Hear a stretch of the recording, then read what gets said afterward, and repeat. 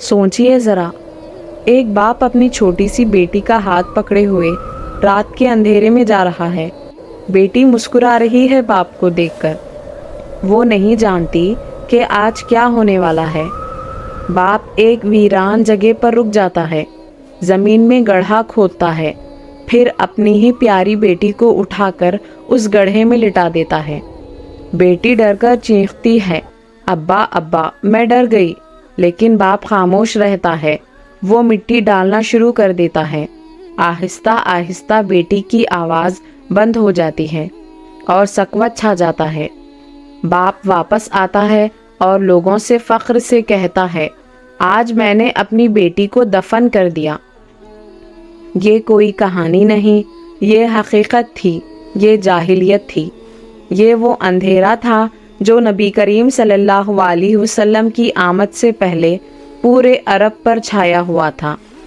आज हम उसी अंधेरे को देखेंगे ताकि हम समझ सकें कि मोहम्मद सल्लल्लाहु अलैहि वसल्लम किस कदर बड़ी नेमत बनकर तशरीफ़ लाए। अस्सलामु अलैकुम वरहमतुल्लाहि वबरकातुहू।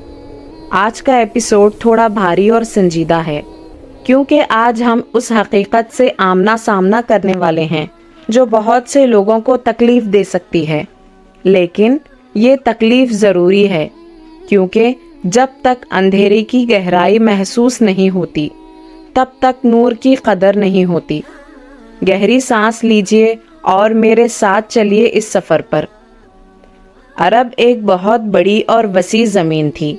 शुमाल में शाम और इराक़, जनूब में यमन, मशरिक़ में खलीज फ़ारिस, मगरिब में सुर्ख समंदर। लेकिन उस पूरे इलाके में कोई मरकज़ी हुकूमत नहीं थी। कोई बादशाह नहीं था जो सब पर हुकूमत करता। कोई लिखा हुआ कानून नहीं था। कोई फ़ौज नहीं थी जो जुल्म रोकती। पूरा निज़ाम कबीलों पर चलता था। हर कबीला अपना अलग मुल्क था। आज एक कबीला दूसरे पर हमलावर होता, कल दूसरा उससे खून का बदला लेता। कभी कभी एक छोटी सी बात, एक ऊंट या एक औरत की वजह से 20-20, 30-30 साल तक जंग चलती रहती थी। नस्लें एक दूसरे की दुश्मन बन जाती थीं। मक्का मुकर्रमा कुरैश के कब्जे में था।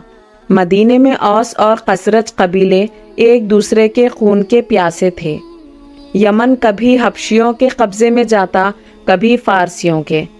अमन नाम की कोई चीज़ नहीं थी। जो ताकतवर था वो जो चाहे कर सकता था। जो कमज़ोर था उसकी कोई पूछ नहीं थी।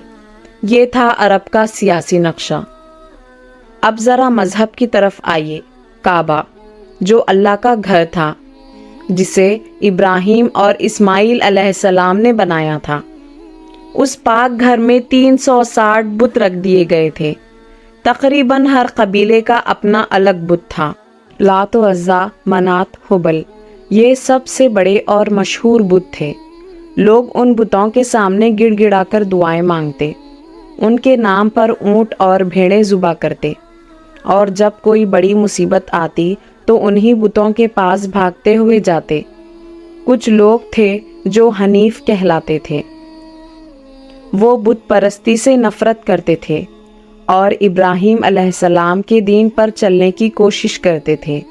लेकिन उनकी तादाद इतनी कम थी कि वो सहरा में एक तन्हा सितारे की तरह थे। उनका असर बहुत महदूद था। जादू टोना, फाल देखना, सितारों से मुस्तकबिल बताना, परिंदों की उड़ान से शगुन लेना, ये सब उनकी रोज़मर्रा की ज़िंदगी का हिस्सा बन चुका था। अंधेरा इतना गहरा था कि लोगों को ये तक एहसास नहीं था कि वो अंधेरे में जी रहे हैं। अब आते हैं उस हिस्से पर जो सबसे ज़्यादा दिल को तकलीफ़ देता है और जाहिलियत की असल शक्ल दिखाता है। बेटियों को जिंदा दफन करना। ये सिर्फ चंद वाक़यात नहीं थे, बल्कि एक आम और फ़क्रिया रिवाज बन चुका था। जब किसी के घर बेटी पैदा होती तो घर में खुशी के बजाय गम और शर्मिंदगी छा जाती। कई बाप बेटी की पैदाइश की खबर सुनते ही चेहरा फेर लेते या गुस्से से भर जाते। कुछ लोग बेटी को चंद दिन या चंद महीने पालते, پھر ایک دن بہانے سے لے جا کر ویران جگہ پر گڑھا کھودتے اور اسے زندہ دفن کر دیتے۔ کچھ لوگ تو پیدائش کے فوراً بعد ہی دفن کر دیتے، اور سب سے حیران کن بات یہ کہ یہ کام کرنے کے بعد وہ فخر محسوس کرتے تھے۔ لوگ ایک دوسرے سے پوچھتے، تم نے اپنی بیٹی دفن کر دی؟ جواب میں وہ سر اٹھا کر کہتے، ہاں الحمدللہ۔ عورت کی حیثیت کیا تھی؟ عورت کو انسان نہیں بلکہ ایک چیز سمجھا جاتا تھا۔ اسے جائیداد میں کوئی حصہ نہیں ملتا تھا۔ شوہر مر جاتا تو اس کے بھائی، چچا یا رشتہ دار عورت کو بھی اپنی جائیداد سمجھ کر آپس میں بانٹ لیتے۔ کئی مرتبہ ایک عورت کو کئی مرد وراثت میں بانٹ لیتے تھے۔ عورت کی رضامندی کی کوئی قیمت نہیں تھی۔ اسے جبراً نکاح کر دیا جاتا، بیچا جاتا اور استعمال کیا جاتا۔ شراب کا عالم یہ تھا کہ لوگ دن رات نشے میں ڈوبے رہتے، نشے کی حالت میں اونٹوں کی دوڑ لگاتے، ایک دوسرے کو سخت گالیاں دیتے، لڑائی جھگڑا کرتے اور کبھی کبھی قتل تک کر دیتے۔ صبح جب نشہ اترتا تو اس قتل کو اپنی بہادری اور جوانمردی کا کارنامہ بنا کر لوگوں کو سناتے۔ شراب نوشی کو عیب نہیں بلکہ فخر سمجھا جاتا تھا۔ جوا اتنا عام اور خطرناک تھا کہ لوگ اپنی بیوی، اپنے بچے، اپنے گھر بار اور یہاں تک کہ اپنی آزادی تک داؤ پر لگا دیتے۔ ہار جانے والا شخص غلام بن جاتا تھا۔ کئی گھرانے جوئے کی وجہ سے تباہ ہو گئے۔ زنا کھلم کھلا اور بے شرمی سے ہوتا تھا۔ کوئی پردہ نہیں، کوئی شرم نہیں، کوئی روک ٹوک نہیں۔ عورتیں اور مرد کھلے عام اس برائی میں ملوث تھے اور اسے معمولی بات سمجھتے تھے۔ غلاموں کے ساتھ سلوک جانوروں سے بھی برا تھا۔ انہیں بلا وجہ مارا جاتا، پیٹا جاتا، بھوکا رکھا جاتا اور اذیت دی جاتی۔ ان کی زندگی کی کوئی قیمت نہیں تھی۔ یہ تھی جاہلیت کی سماجی شکل۔ انسانیت تقریباً ختم ہو چکی تھی۔ کچھ اچھی باتیں بھی تھیں، ہاں، مکمل اندھیرے کے باوجود کچھ اچھی باتیں بھی موجود تھیں۔ اللہ نے ان میں کچھ فطری خوبیاں باقی رکھی تھیں۔ سب سے بڑی خوبی مہمان نوازی تھی۔ عرب مہمان نوازی میں دنیا بھر میں مشہور تھے۔ اگر کوئی اجنبی بلکہ دشمن بھی مہمان بن کر آ جائے تو اسے تحفظ دیتے، کھانا کھلاتے اور عزت کرتے۔ مہمان کے لیے اپنا آخری نوالا بھی پیش کر دیتے۔ مہمان نوازی نہ کرنا ان کے نزدیک بہت بڑا عیب تھا۔ دوسری بڑی خوبی وفائے عہد تھی۔ اگر وہ کسی سے وعدہ کر لیتے تو اسے نبھاتے، چاہے اس میں ان کی جان چلی جائے۔ وعدہ توڑنا ان کے نزدیک بہت بڑی ذلت سمجھی جاتی تھی۔ تیسری خوبی ہمت اور بہادری تھی۔ وہ موت سے نہیں ڈرتے تھے۔ جنگ میں پیٹھ دکھانا ان کے نزدیک سب سے بڑی رسوائی تھی۔ ایک اکیلا شخص بھی پورے قبیلے کے خلاف لڑنے کو تیار ہو جاتا تھا۔ چوتھی خوبی شاعری تھی۔ عرب شاعری کے بہت بڑے شائخ تھے۔ بڑے بڑے شاعر پیدا ہوئے جن کی شاعری آج بھی یاد کی جاتی ہے۔ شاعری کے ذریعے وہ اپنے جذبات، فخر اور تاریخ کو محفوظ رکھتے تھے۔ پانچویں خوبی حیا اور غیرت کی کچھ باقیات تھی۔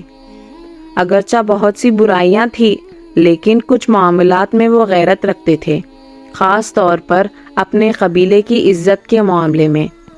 لیکن یاد رکھیں، یہ تمام خوبیاں اس گہرے اور گھٹے ہوئے اندھیرے کے سامنے موم کی طرح پگھل جاتی تھی۔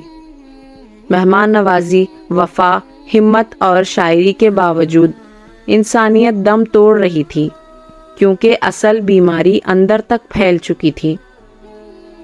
اب ذرا آنکھیں بند کر کے سوچئے، ایک قوم جو اپنی بیٹی کو زندہ دفن کرتی ہو، جو پتھر کے بتوں کے سامنے پیشانی رگڑتی ہو، جو نشے اور جوئے میں اپنی انسانیت کھو بیٹھتی ہو، جو خون بہانے کو فخر سمجھتی ہو، جو عورت کو جانور سے بھی کم قیمت دیتی ہو، کیا یہ انسانیت تھی یا جانوروں سے بھی نیچی سطح؟ یہ تھی جاہلیت، گھٹا ٹوپ، گہرا اور دم گھٹنے والا اندھیرا۔ اتنا گہرا کہ انسانیت سانس نہیں لے پا رہی تھی۔ اور پھر اسی اندھیرے کے بیچ میں اللہ رب العزت نے فیصلہ فرمایا، اپنے سب سے پیارے، سب سے پاک، سب سے کامل انسان کو بھیجا، محمد مصطفیٰ صلی اللہ علیہ وسلم کو، اس نور کو بھیجا جو قیامت تک کے لیے کافی تھا۔ میرے پیارے دوستوں، جاہلیت صرف 1400 سال پہلے کی پرانی تاریخ نہیں، آج بھی اگر ہم ایمانداری سے اپنے دل میں جھانکیں تو اس کی بہت سی شکلیں موجود ہیں۔ جب ہم بیٹی کی پیدائش پر اتنی خوشی محسوس نہیں کرتے جتنی بیٹے کی پیدائش پر کرتے ہیں، جب ہم غلط کمائی، سود، رشوت یا بے حیائی کو معمولی سمجھتے ہیں، جب ہم غصے میں بدلہ لینے کو اپنا حق سمجھتے ہیں، جب ہم اللہ کے سوا کسی اور کے آگے جھکتے ہیں، جب ہم نمائش، تکبر اور دنیا کی ہوس میں اتنے ڈوب جاتے ہیں کہ آخرت بھول جاتے ہیں، تو سمجھ لو جاہلیت کا اندھیرا پھر سے ہمارے دلوں میں داخل ہو رہا ہے۔ نبی کریم صلی اللہ علیہ وسلم نے صرف عرب کا اندھیرا نہیں مٹایا، آپ نے پوری انسانیت کو قیامت تک کے لیے ایک مکمل اور ابدی روشنی دے دی۔ اب اصل سوال یہ ہے، کیا ہم اس روشنی کی طرف لوٹ رہے ہیں یا اندھیرے میں ہی رہنا پسند کر رہے ہیں؟ اس ویڈیو کو کم از کم 3 لوگوں تک ضرور پہنچائیں، شاید کسی ایک کے دل میں بھی نور آ جائے۔ سب سے اہم بات، اگر آپ کو یہ سیرت کی ویڈیوز پسند آ رہی ہیں تو نیچے دیے گئے بٹن پر کلک کر کے صفوان اسلامک ورلڈ کو سبسکرائب کر لیں اور بیل آئیکن بھی دبا دیں تاکہ اگلی ویڈیو کی نوٹیفیکیشن آپ تک فوراً پہنچ جائے۔ کمنٹ باکس میں یہ جملہ ضرور لکھیں، یا رسول اللہ صلی اللہ علیہ وسلم، میں اندھیرے سے نکل کر آپ کی سیرت کی روشنی میں آنا چاہتی ہوں۔ اور اگلے ایپیسوڈ کا انتظار کیجیے، کیونکہ اگلے ایپیسوڈ میں ہم اس پاک خاندان کی عظیم داستان سنیں گے جس نے اس گھٹے ہوئے اندھیرے کے بیچ میں نور کو جنم دیا، قریش، بنو ہاشم اور عبد المطلب کی داستان۔ اللہ رب العزت سے دعا ہے کہ وہ ہمارے دلوں سے جاہلیت کے ہر قسم کے اندھیرے کو مٹا دے، ہمارے دلوں کو اپنے حبیب کریم صلی اللہ علیہ وسلم کی محبت سے بھر دے، اور ہمیں آپ کی مبارک سیرت پر چلنے کی سچی اور پختہ توفیق عطا فرمائے۔ آج کے لیے اتنا ہی۔ اللہ آپ سب کا حافظ و ناصر ہو۔ السلام علیکم ورحمۃ اللہ وبرکاتہ۔